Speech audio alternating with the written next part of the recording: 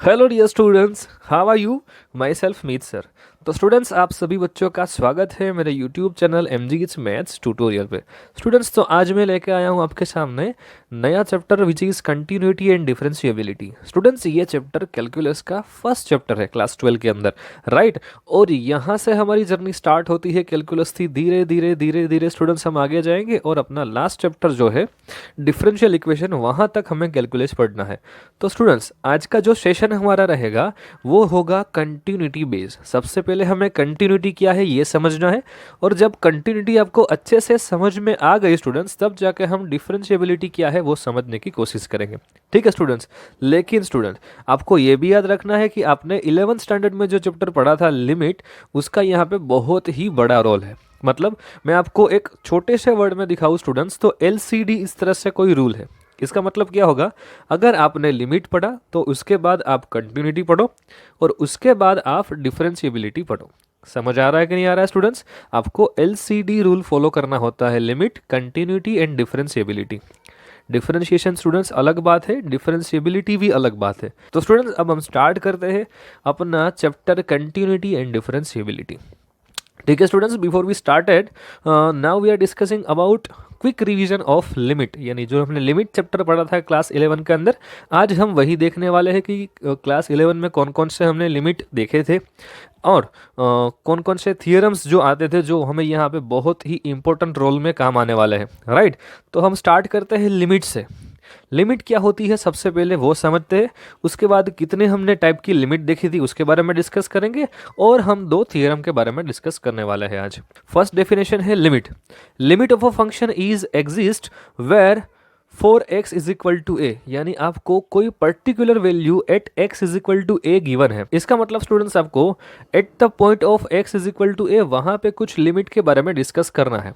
अगर स्टूडेंट्स आपको ए पॉइंट पे डिस्कस करना है तो लिमिट एग्जिस्ट कर रही है या नहीं कर रही वो आपको कैसे मालूम पड़ेगा? तो हम क्या करते थे स्टूडेंट्स कि हम ए से थोड़ा लेफ्ट साइड चलते थे और ए से थोड़ा राइट साइड चलते थे। इज इट क्लियर और नॉट? तो मैं यहाँ पे क्या बता रहा हूँ आपको कि हम ए से थोड़ा लेफ्ट हैंड साइड पे जाएंगे तो आएगा limit x tends to a minus f of x, और अब हम ए से राइट साइड चलते हैं तो होगा limit x tends to a plus f of x, right. यानी ए से हम राइट हैंड साइड पे यहाँ पे गए हुए हैं, और इन दोनों का आंसर इक्वल आना चाहिए, और वो आंसर जो आ रहा है वो फाइनाइट वैल्यू होनी चाहिए। आपका आंसर इनफाइनाइट नहीं आना चाहिए, कोई पर्टिकुलर वैल्यू होनी चाहिए और वो वैल्यू होनी चाहिए फाइनाइट। आपको समझ में आ रहा है कि नहीं आ रहा है स्टूडेंट्स? तो हम इसको क्या बोलते थे स्टूडेंट्स, आपको याद है? इसको हम बोलते थे लहल। लहल का मतलब होता है लेफ्ट हैंड लिमिट, और इसको हम क्या बोलते थे? रहल। रहल का मतलब होता है राइट हैंड लिमिट। इन दोनों का आंसर स्टूडेंट्स इक्वल आता होना चाहिए, और वो वैल्यू कोई फाइनाइट होनी चाहिए, तब जाके हम बोल सकते हैं कि ये पॉइंट पे लिमिट एग्जिस्ट करेगी। अब हम बात करते हैं स्टूडेंट्स कोई पर्टिकुलर लिमिट, जो हमने सीधे ही आंसर बोल दिया था कि सर अगर इस टाइप से कोई लिमिट मुझे मिलती है तो हम आंसर क्या लिखते थे, वो जिसके अंदर स्टूडेंट्स आप फर्स्ट देख सकते हो लिमिट x टेंस टू 0। ये 1 2 3 4 चारों के चार केस के अंदर स्टूडेंट्स हमने लिमिट x टेंस टू 0 ही ली हुई है, राइट। आपको सबसे पहले गिवन है साइन x अपॉन एक्स, या फिर टेन एक्स अपॉन एक्स, या फिर sine inverse x upon x, या फिर tan inverse x upon X. अगर स्टूडेंट्स इस टाइप से कोई भी आपको क्वेश्चन गिवन है स्टूडेंट्स और लिमिट x टेंस टू 0 है, तो आप सीधे ही सबका आंसर 1 लिख सकते हो, राइट और रॉन्ग। अगर यहाँ पे आपको साइन 3x गिवन है तो यहाँ पे होना चाहिए 3x, यानी यहाँ पे जो भी आपको x एंगल दिख रहा है वो एंगल यहाँ पे होना चाहिए। ठीक है स्टूडेंट्स, अब हम बात करते हैं our third point which is our form. इसका मतलब स्टूडेंट्स हमने देखे थे, काफ़ी सारे हमने फॉर्म्स देखे थे लिमिट चैप्टर के अंदर, जिसमें ये आता है 0/0 फॉर्म और इन्फिनिटी बाय इन्फिनिटी फॉर्म। इसका मतलब क्या हुआ, जब भी स्टूडेंट्स आप क्वेश्चन में गिवन लिमिट इनपुट तौर पे लेते हो, यानी क्वेश्चन मैंने अभी सॉल्व नहीं किया है, जस्ट मैंने क्या किया स्टूडेंट्स, यहाँ पे मुझे जो भी लिमिट गिवन थी, suppose limit x tends to 2 given था, तो ये मैंने 2 क्वेश्चन में सीधे इनपुट कर दिया। अगर मैंने क्वेश्चन में इनपुट किया स्टूडेंट्स, तब जाके मुझे 0/0 फॉर्म मिला। इसका मतलब ये क्वेश्चन का फॉर्म होगा 0/0। एज वेल एज स्टूडेंट्स, मैंने गिवन क्वेश्चन में जो भी लिमिट थी वो लिमिट क्वेश्चन में इनपुट कर दी, ऐसे ही, राइट। और मैंने क्या फाउंड किया कि सर ये तो इनफाइनाइट बाय इनफाइनाइट फॉर्म हो रहा है, इसका मतलब स्टूडेंट्स ये हमारा पर्टिकुलर फॉर्म हो गया। अगर ये फॉर्म जनरेट होता है तो हम क्वेश्चन को किस तरह से सॉल्व करते थे? सर ये फॉर्म जनरेट होता है तो हम सॉल्व करते थे by uses of L hospital rule. L hospital rule हमें मालूम है स्टूडेंट्स, हम क्या करते थे कि न्यूमेरेटर का डिफरेंशिएशन न्यूमेरेटर में, डिफरेंशिएशन ऑफ न्यूमेरेटर, और डिनोमिनेटर में स्टूडेंट्स हम डिनोमिनेटर का डिफरेंशिएशन करते थे। यानी ये डिफरेंशिएशन डिफरेंट होगा, ये सिर्फ न्यूमिनेटर का डिफरेंशिएशन होगा और यहाँ पे सिर्फ डिनोमिनेटर का डिफरेंशिएशन होगा। तो ये हमने पढ़ा था स्टूडेंट्स, अगर 0/0 फॉर्म या फिर infinity by infinity form generate होता है तो।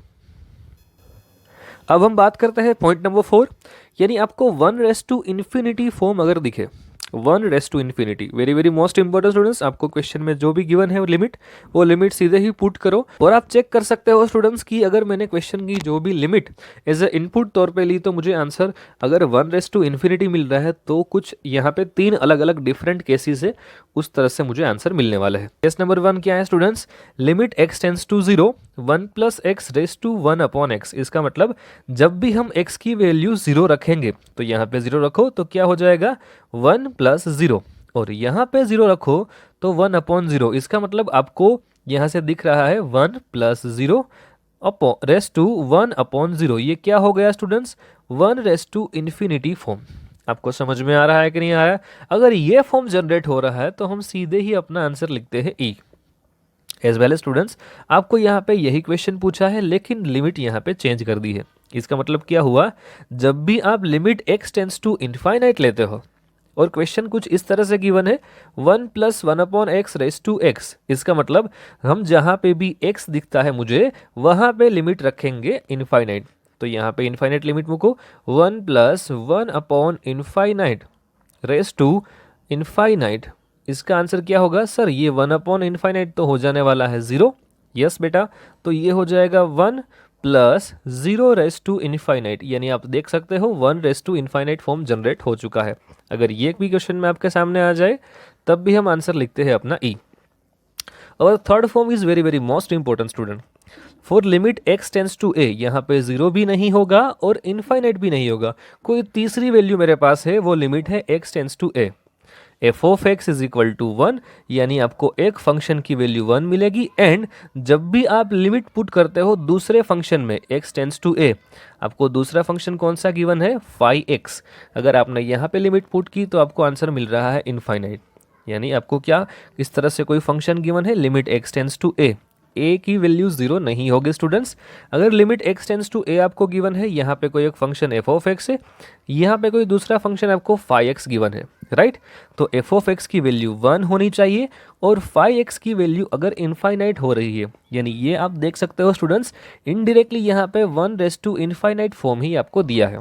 तो हम क्या करेंगे स्टूडेंट्स? हम करेंगे ये सारी पावर है उसकी, राइट?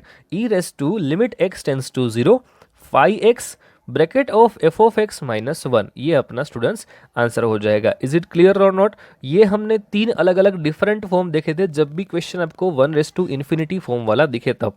अब हम बात करते हैं पॉइंट नंबर 5 के ऊपर students, limit x tends to 0 a(x) - 1/x। तो हम सीधे ही आंसर लिखते हैं ln a, लेकिन a की वैल्यू ग्रेटर देन 0 होनी चाहिए, वो हमें मालूम है स्टूडेंट्स, क्योंकि log के बाजू में कोई भी वैल्यू बैठती है वो वैल्यू क्या होती है? ग्रेटर देन 0 होती है। सेकंड पॉइंट देखते हैं स्टूडेंट्स 5th के अंदर, limit x tends to 0 e(x) - 1/x। इसका आंसर हम डायरेक्टली 1 लिखते हैं।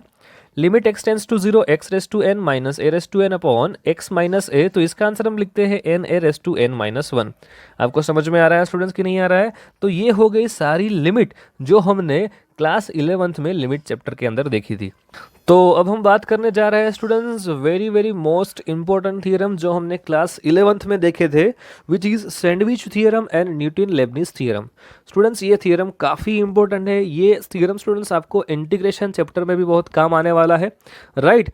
चलिए अब हम बात करते हैं students first concept which is sandwich theorem. Sandwich theorem क्या है पहले उसको समझते हैं और उसी का एक एग्जांपल देखते हैं बाद में, ठीक है? तो सबसे पहले स्टूडेंट्स आप देखो यहाँ पे मैंने एक ग्राफ ड्रॉ किया हुआ है। यहाँ पे आप देख रहे हो स्टूडेंट्स मेरे पास 3 डिफरेंट फंक्शन है। First function is g of x, second function is f of x and third function is h of x. आपके पास यहाँ पे 3 डिफरेंट टाइप के फंक्शन है, लेकिन ये तीनों के तीनों फंक्शन एक पॉइंट पे मैच कर रहे हैं। इसका मतलब अगर मैं लिमिट, अगर स्टूडेंट्स मैं यहाँ पे point x is equal to A की बात करूँ, तो point x is equal to A पे ये तीनों के तीनों फंक्शन एक दूसरे को मिल रहे हैं, ऐसा हम बोल सकते हैं, राइट। तो स्टूडेंट्स यहाँ पे देखो, सैंडविच का मतलब क्या होता है, अपना फंक्शन है वो इन दोनों के बीच में आया हुआ फंक्शन है, राइट। समझ आ रहा है आपको कि नहीं आ रहा है? ये अपना फंक्शन एफ ऑफ एक्स इन दोनों के बीच में आया हुआ है। तो हम ऐसा बोल सकते हैं कि सर ये मेरा एफ ऑफ एक्स है, जो आप यहाँ पे डॉटेड लाइन देख रहे हो, राइट। मैं क्या कर रहा हूँ स्टूडेंट्स, अगर मुझे एफ ऑफ एक्स की वैल्यू कोई पर्टिकुलर लिमिट पे चाहिए तो मैं डायरेक्टली नहीं निकाल सकता, तो मैं क्या कर रहा हूँ, ये फंक्शन की वैल्यू निकालूंगा, ये फंक्शन की वैल्यू निकालूंगा, और ये दोनों फंक्शन की वैल्यू अगर x is equal to A पे इक्वल आ रही है, तब जाके मैं बता सकता हूं कि अवर एफ ऑफ एक्स फंक्शन की भी वैल्यू ये पॉइंट पे इक्वल आएगी। आपको समझ में आया कि नहीं आया स्टूडेंट्स? आप समझ रहे हो? यहाँ से एच ऑफ एक्स फंक्शन में मैं लिमिट पुट करूंगा, जी ऑफ एक्स फंक्शन में मैं लिमिट पुट करूंगा, अगर ये पॉइंट पे x is equal to A point पे इन दोनों फंक्शन की, यानी H of X function and G of X function, इन दोनों की वैल्यू अगर इक्वल आ रही है, तो मैं बोलूंगा कि सर एफ ऑफ एक्स पे, एफ ऑफ एक्स फंक्शन की at point X is equal to A पे वैल्यू इक्वल ही आएगी। तो स्टूडेंट्स हम क्या लिख सकते हैं यहाँ पे, limit X tends to A, यानी हम ए पॉइंट के ऊपर बात कर रहे हैं, जी ऑफ एक्स की वैल्यू मुझे मिल रही है एल, और जो दूसरा फंक्शन मुझे एच ऑफ एक्स मिला था वो भी फंक्शन की value at X tends to A पर मुझे एल मिल रही है। तो मैं बता सकता हूं स्टूडेंट्स कि जो अपना बीच वाला फंक्शन है, इसको हम बोलते हैं अपना sandwich function, right. F of X function की भी value at X is equal to A पे मुझे क्या मिलेगी, एल मिलेगी। स्टूडेंट्स बहुत ही काम का थियरम है स्टूडेंट्स, काफ़ी सारे क्वेश्चंस जो आपके लिमिट के जो डिफिकल्ट टाइप है, जिसमें हम सीधे लिमिट पुट करके अगर खेलना चाहते हैं तो नहीं खेल सकते, वो सारे सम स्टूडेंट्स हम सैंडविच से कर सकते हैं, राइट। तो आप यहाँ पे देख सकते हो, मैंने एक एग्जाम्पल लिया हुआ है students, limit X tends to infinite log greatest integer X upon X. अगर स्टूडेंट्स आप यहाँ पे इनफाइनाइट लिमिट पुट करो तो आपको एक फॉर्म जनरेट होगा, वो फॉर्म होगा इनफाइनाइट बाय इनफाइनाइट। अगर हम इनफाइनाइट बाय इनफाइनाइट फॉर्म आपको यहाँ पे दिख रहा है, अगर उसका स्टूडेंट्स हम by using L hospital rule differentiation करें तो हम डायरेक्टली नहीं बता सकते, क्योंकि मेरे पास लॉग के अंदर कोई वैल्यू डायरेक्टली नहीं गिवन है, मेरे पास गिवन है ग्रेटेस्ट इंटीजर फंक्शन में, तो मैं डायरेक्टली आंसर नहीं बता सकता कि उसका आंसर क्या होगा, राइट। जो आप समझ सकते हो। तो स्टूडेंट्स अगर ये क्वेश्चन को मुझे सोल्व करना है तो मुझे कुछ फंडामेंटल कंसेप्ट यूज करने होंगे जो आप जानते हो, क्योंकि हमने स्टूडेंट्स ग्रेटेस्ट इंटीजर फंक्शन क्या है, उसकी सारी प्रॉपर्टी क्या है, उसके बारे में डिस्कशन कर लिया हुआ है। तो आप जानते हो स्टूडेंट्स, अगर आपके पास ग्रेटेस्ट इंटीजर फंक्शन गिवन है तो मैं इसकी वैल्यू कुछ इस तरह से रिप्रेजेंट कर सकता हूं, great integer x is greater than x minus one in is less और इक्वल टू x। सर इसका मतलब समझो, अगर मैं कोई वैल्यू यहाँ पे पुट कर रहा हूँ तो आपको समझ में जल्दी से आ जाएगा। अगर स्टूडेंट्स मैं x की वैल्यू यहाँ पे 2.3 के फॉर्म में ले रहा हूँ, मतलब आप देख सकते हो मैंने यहाँ पे लिया हुआ है 2.3, अगर यहाँ पे 2.3 हम रखेंगे तो ये हो जाएगा लेस और इक्वल टू 2.3, और ये हो जाएगा ग्रेटर 2.3 माइनस वन। एक बार चेक करके देख लो स्टूडेंट्स, 2.3 माइनस वन का आंसर आएगा 1.3 इज लेस देन, सर ये ग्रेटेस्ट इंटीजर के अंदर है, इसका मतलब इसका आंसर तो 2 आने वाला है, इज लेस और इक्वल टू 2.3। क्या ये कंडीशन बराबर बैठ रही है स्टूडेंट्स? आप देख सकते हो 1.3 से 2 बड़ा होता है और 2 से बड़ा होता है 2.3। ओके, तो स्टूडेंट्स यहाँ पे ये मैंने बात की कोई डेसिमल वैल्यू के लिए। अगर मैं कोई इंटीजर ले रहा हूँ, इसका मतलब यहाँ पे मैं 2 की बात करूँ स्टूडेंट्स, अगर मैं यहाँ पे 2 ले रहा हूँ तो क्या होगा, तो यहाँ पे लिखेंगे हम 2 लेस और इक्वल टू 2 और लेस 2 माइनस 1। आपको समझ में आ रहा है कि नहीं आ रहा है? 2 माइनस 1 का आंसर हम लिखेंगे 1, लेस ग्रेटेस्ट इंटीजर के अंदर कोई भी इंटीजर बैठा हुआ है तो उसकी वैल्यू हो जाएगी 2, और ये लेस देन और इक्वल टू हो जाएगा 2। तो आप देख सकते हो स्टूडेंट्स यहाँ पे ये कंडीशन सेटिस्फाई हो रही है जो हमने ये प्रॉपर्टी पढ़ी हुई थी ग्रेटेस्ट इंटीजर फंक्शन के अंदर। इज इट क्लियर और नॉट स्टूडेंट्स? तो हम यहाँ पे हम लिख सकते हैं कि, तो स्टूडेंट्स हम ग्रेटेस्ट इंटीजर से बड़ी वैल्यू कोई ले सकते हैं, वो है x, और इससे छोटी वैल्यू जो है वो हम लेंगे x माइनस वन। आपको समझ में आया कि नहीं है? तो ये मेरा फंक्शन हो जाएगा g ऑफ x और ये मेरा फंक्शन हो जाएगा h ऑफ x, जो आप ये ग्राफ से कंपेयर कर सकते हो। यानी h ऑफ x फंक्शन की वैल्यू बड़ी है f ऑफ x से, और ये जो फंक्शन g ऑफ x है इसकी वैल्यू इससे छोटी है। आप समझ सकते हो स्टूडेंट्स। तो मैं ये पर्टिकुलर वैल्यू के लिए आंसर नहीं फाइंड करूंगा, इनके लिए फाइंड करूंगा, इनके लिए फाइंड करूंगा, और अगर इन दोनों का आंसर इक्वल आ जाए तो मैं इसका आंसर भी वही लिखने वाला हूँ। राइट। तो आप देख सकते हो स्टूडेंट्स, मेरे पास ग्रेटेस्ट इंटीजर की कोई प्रॉपर्टी थी x-1 less greatest integer x less than और इक्वल टू x। अब मुझे क्या करना है सर, क्वेश्चन में गिवन है log ग्रेटेस्ट इंटीजर x, तो सभी साइड में log से मल्टीप्लाई कर रहा हूं, तो क्या होगा log x-1 less than log greatest integer x less than और इक्वल टू log x।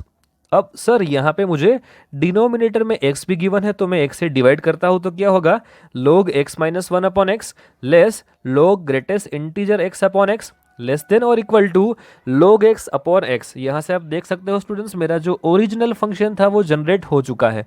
अब मैं क्या कर रहा हूँ, यहाँ पे स्टूडेंट्स मुझे जो लिमिट गिवन है वो लिमिट में ये g ऑफ x फंक्शन पे अप्लाई करूंगा और ये h ऑफ x फंक्शन पे मैं अप्लाई करने वाला हूँ। अगर इन दोनों का आंसर इक्वल आ जाए तो मैं बता सकता हूँ ये फंक्शन पे भी मेरी वैल्यू वही होने वाली है। राइट। तो आप देख सकते हो स्टूडेंट्स, अब मैं लिमिट अप्लाई करने वाला हूँ अपने लेफ्ट हैंड साइड पे, तो क्या होगा limit x tends to infinite log x-1 upon x। जब भी हम limit x tends to infinite यानी x की जगह पे जब हम इनफाइनाइट पुट कर रहे हैं तो क्या होगा इनफाइनाइट -1, तो ये तो इनफाइनाइट ही होने वाला है, यानी log infinite. Sir log infinite की वैल्यू तो इनफाइनाइट होगी। ओके बेटा, अब हम x की जगह पे फिर से हम इनफाइनाइट रखते हैं, तो यहाँ पे आप देख सकते हो infinite by infinite form generate हो चुका है और यहाँ पे कोई ग्रेटेस्ट इंटीजर फंक्शन नहीं है। तो यहाँ पे हम सीधे ही एल हॉस्पिटल रूल अप्लाई कर सकते हैं। एल हॉस्पिटल रूल क्या बोल रहा है स्टूडेंट्स कि आप ऊपर का यानी आप न्यूमरेटर का डिफरेंशिएशन न्यूमरेटर में करो और डिनोमिनेटर का डिफरेंशिएशन डिनोमिनेटर में करो, तो क्या होगा स्टूडेंट्स log x का डिफरेंशिएशन क्या होगा log x का डिफरेंशिएशन 1 अपॉन x होगा और x का डिफरेंशिएशन होगा 1, जो आप यहाँ से देख सकते हो। राइट। अब उसके बाद मैं यहाँ पे लिमिट प्लेस करूंगा, यानी क्या होगा students x tends to infinite, तो मैं लिखूंगा यहाँ पे 1 अपॉन इनफाइनाइट -1, तो ये 1 अपॉन इनफाइनाइट हो गया। इसका मतलब मेरा आंसर मुझे मिल गया है यहाँ से 0। अब हम यही value h of x function यानी राइट हैंड साइड पे फाइंड करेंगे, तो आप देख सकते हो students limit x tends to infinite log x upon x। यहाँ पे भी आप लिमिट प्लूट करो स्टूडेंट्स, तो log इनफाइनाइट ये तो इनफाइनाइट होने वाला है और x की जगह पे फिर से हम यहाँ पे इनफाइनाइट रखेंगे, तो ये भी इनफाइनाइट। इसका मतलब यहाँ पे भी infinite by infinite form generate हो चुका है। इसका मतलब स्टूडेंट्स हम डायरेक्टली बोल सकते हैं कि हम यहाँ पे एल हॉस्पिटल रूल अप्लाई कर सकते हैं। सर यहाँ पे आप क्यों कर सकते हो, मेरे पास ग्रेटेस्ट इंटीजर फंक्शन नहीं है, डायरेक्टली फंक्शन गिवन है तो आप इजीली कर सकते हो। तो क्या करना होता है एल हॉस्पिटल रूल के अंदर, हम न्यूमरेटर का डिफरेंशिएशन न्यूमरेटर में रखते हैं और डिनोमिनेटर का डिफरेंशिएशन डिनोमिनेटर में रखते हैं, तो क्या होगा सर log x का डिफरेंशिएशन होगा 1 अपॉन x और ये x का हो जाएगा 1। राइट। अब हम सीधे ही लिमिट पुट करेंगे तो 1 अपॉन इनफाइनाइट, इसका मतलब ये तो हो जाने वाला है 0। सर लेफ्ट हैंड साइड का आंसर आपको जो भी मिला वही आंसर आपको राइट हैंड साइड का मिला, तो हम एग्जैक्ट ये फंक्शन जो आपको दिख रहा है बॉक्स में यानी log greatest integer x upon x, इसका आंसर भी तो 0 रख सकते हैं। क्यों, आप यहां से देख सकते हो ये अपना फंक्शन f ऑफ x है, ये हमारी लिमिट है स्टूडेंट्स। अगर इसका आंसर और g ऑफ x का आंसर इक्वल आता था तो हम f ऑफ x का answer at x is equal to a पे वही लिखते थे। तो यहां से हम बोल सकते हैं so that students limit x tends to infinite log greatest integer x upon x is equal to भी हम लिखेंगे यहाँ पे 0। काफी अच्छा एग्जांपल है स्टूडेंट्स ये। राइट। तो स्टूडेंट्स अब हम बात करते हैं our next theorem which is Newton Lebanese theorem. ये भी students very very most important theorem. जब भी आप इंटीग्रेशन का सम सॉल्व करते होते हो तो स्टूडेंट्स जहाँ पे आपको डिफिकल्टी लग रही है, जहाँ पे आपको लिमिट भी गिवन है और इंटीग्रेशन कुछ दिया है, तो एक बार आप ट्राई कर सकते हो स्टूडेंट्स। अगर ये थियरम से क्वेश्चन को सोल्व करना चाहते हो तो ईजिली कर सकते हो। यहाँ पे आप देख रहे हो स्टूडेंट्स मेरे पास कोई फंक्शन गिवन है एफ ऑफ एक्स, यहाँ पे आपको ये जो सिंबल दिख रहा है वो सिंबल है इंटीग्रेशन का, और आपको लोअर लिमिट कौन सी गिवन है f1x और अपर लिमिट कौन सी गिवन है आपके पास f2x। इज इट क्लियर और नॉट? इसको हम बोलेंगे students integration from f1x to f2x। आपका फंक्शन जो भी है वो gt.dx है, यानी g ऑफ t.dx इस तरह से कोई फंक्शन है। आप देखो स्टूडेंट्स यहाँ पे फंक्शन t के फॉर्म में चल रहा है और जो आपको लिमिट गिवन है वो x के फॉर्म में है, तब जाके आप ये थ्योरम अप्लाई कर सकते हो। राइट। ये थ्योरम क्या है? अगर स्टूडेंट्स ये फंक्शन मुझे गिवन होता है और उसका मुझे फाइंड करना होता है डिफरेंशिएशन, इसका मतलब f ऑफ x मेरे पास होता है और मुझे फाइंड करना है f डैश x, तब जाके हम ये थ्योरम का यूज करते हैं। तो क्या है ये थ्योरम समझते हैं।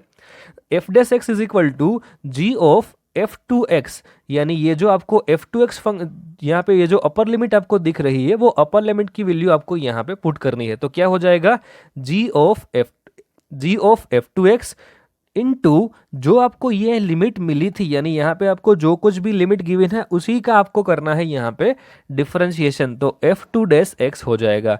बाद में हम करेंगे बीच के अंदर माइनस का साइन, और अब हम करेंगे ये लोअर लिमिट के बारे में डिस्कस, यानी आपको जो यहाँ पे टी दिख रहा है वहाँ पे हम लिखेंगे G of F one X, यानी G of F one X dot करेंगे हम यहाँ पे हमें जो भी लिमिट मिली थी एफ वन एक्स उसी का हम करेंगे डिफरेंशिएशन। तो एफ वन डैश एक्स हो जाएगा, राइट। अब ये होता है ये थ्योरम, राइट स्टूडेंट्स। अब हम इसका एप्लीकेशन देखते हैं, यानी एक हम सम सॉल्व करते हैं ताकि आपको अच्छे से समझ में आ जाए। स्टूडेंट्स आप यहाँ पे जो सम देख रहे हो वो सम जेडबल एग्जाम में पूछा गया सम है, काफ़ी अच्छा सम है स्टूडेंट्स। आप डायरेक्टली अगर सॉल्व करना चाहते हो तो नहीं कर सकते, क्योंकि यहाँ पे स्टूडेंट्स आपको क्वेश्चन गिवन है टी के फॉर्म में, और आपको यहाँ पे लिमिट इंटीग्रेशन की गिवन है 0 to x। तो क्या होगा students, limit x tends to 0 x minus, ये आपका क्वेश्चन है students, limit x tends to 0 x minus integration from 0 to x cos square t dot d t upon x cube minus 6x। आप देखो students, अगर ये theorem apply कर सकते हो तो डायरेक्टली करो स्टूडेंट्स। क्या सर यहाँ पे मेरे पास कोई भी फंक्शन गिवन है वो टी के फॉर्म का स्टूडेंट्स मुझे इंटीग्रेशन करना है, लेकिन यहाँ पे मुझे दिक्कत ये आ रही है क्योंकि मेरे पास यहाँ पे जो लिमिट गिवन है वो 0 to x के फॉर्म में है। तो हम क्या करेंगे सर, डायरेक्टली हम डिफरेंशिएशन नहीं कर सकते। डिफरेंशिएशन का मतलब हमें फाइंड करना है एफ डैश एक्स, राइट। अगर आपको एफ डैश एक्स फाइंड करना है तो इसका तो आप सीधे ही निकाल सकते हो एफ डैश एक्स, यानी इसका आंसर तो 1 आ जाएगा, जो आप यहाँ से देख सकते हो, राइट। अब हम क्या करेंगे स्टूडेंट्स, यहाँ पे अप्लाई करेंगे न्यूटन लेबनिज थ्योरम। तो क्या है हमारा न्यूटन लेबनिज थ्योरम, सर आप सबसे पहले G of F two X find करो, यानी जी ऑफ ये मेरा फंक्शन रहेगा और ये एफ टू एक्स की वैल्यू हम पुट करेंगे x। तो क्या होगा कोस स्क्वायर x। बाद में आप क्या करो, जो भी आपको अपर लिमिट गिवन है यानी एफ टू एक्स गिवन था उसी का आप करो यहाँ पे डिफरेंशिएशन। तो हम x का जब भी डिफरेंशिएशन करते हैं तो उसका आंसर मुझे मिलने वाला है 1। ओके, इज इट क्लियर और नॉट क्लियर। अब हम क्या करेंगे सर, अब हम करेंगे यहाँ पे पुट करेंगे लोअर लिमिट, राइट बेटा। यहाँ पे माइनस का साइन अप्लाई किया हमने, उसके बाद हम क्या करेंगे, उसके बाद हम सर लोअर लिमिट अप्लाई करेंगे। अगर लोअर लिमिट अप्लाई करते हैं तो क्या होगा, कोस स्क्वायर 0 पुट करेंगे हम। कोस स्क्वायर 0 की तो वैल्यू मुझे 1 मिलने वाली है, और उसके मल्टीप्लिकेशन में यानी इनटू में हम करेंगे ये जो आपको लोअर लिमिट मिली थी इसी का में डिफरेंशिएशन, यानी उसका डिफरेंशिएशन होने वाला है 0। इसका मतलब 0 इंटू कुछ भी आपको आंसर तो 0 ही मिलने वाला है, राइट, जो आप यहाँ से देख सकते हो। अब डिनोमिनेटर के अंदर हम क्या करने वाले हैं, डिनोमिनेटर के अंदर डिनोमिनेटर का डिफरेंशिएशन, यहाँ पे आप देखो एक्स क्यूब का डिफरेंशिएशन क्या होगा 3x स्क्वायर, और ये 6x का डिफरेंशिएशन क्या होगा 6। इज इट क्लियर और नॉट स्टूडेंट्स। तो ये हो गया आपका आंसर, राइट। अब हमें लिमिट पुट करनी है। अगर हम इजीली लिमिट पुट करते हैं, अगर फिर से 0/0 फॉर्म जनरेट हुआ तो फिर से हम एल हॉस्पिटल रूल अप्लाई करेंगे, राइट। अगर 0/0 फॉर्म जनरेट नहीं होता है तो वही आपका आंसर हो जाएगा। तो लिमिट x टेंड्स टू 0 देखो, वहाँ यहाँ पे आपको चल रहा है 1 माइनस कोस स्क्वायर एक्स। अब हम लिमिट पुट करके देखते हैं, अगर 0/0 फॉर्म जनरेट होता है तो फिर से हम करते हैं डिफरेंशिएशन, अगर नहीं होता है तो वही मेरा आंसर हो जाएगा, राइट। तो यहाँ पे पुट करो लिमिट x टेंड्स टू 0, तो क्या होगा 1 माइनस कोस 0। सर कोस 0 की तो वैल्यू 1 होती है, यानी ये होगा 1 माइनस 1, और डिनोमिनेटर में चलेगा -6। इट मीन्स 0/6, जो आप यहाँ से देख सकते हो 0/-6। तो आपको आंसर क्या मिला स्टूडेंट्स 0। तो ये हो गया स्टूडेंट्स हमारा न्यूटन लेबनिज थ्योरम। तो मिलते हैं स्टूडेंट्स हम अगले लेसन के अंदर, जहाँ पे हम बात करेंगे कंटिन्यूटी चैप्टर के बारे में। आज के सेशन में हम इतना ही रखते हैं। Thank you very much for watching this video.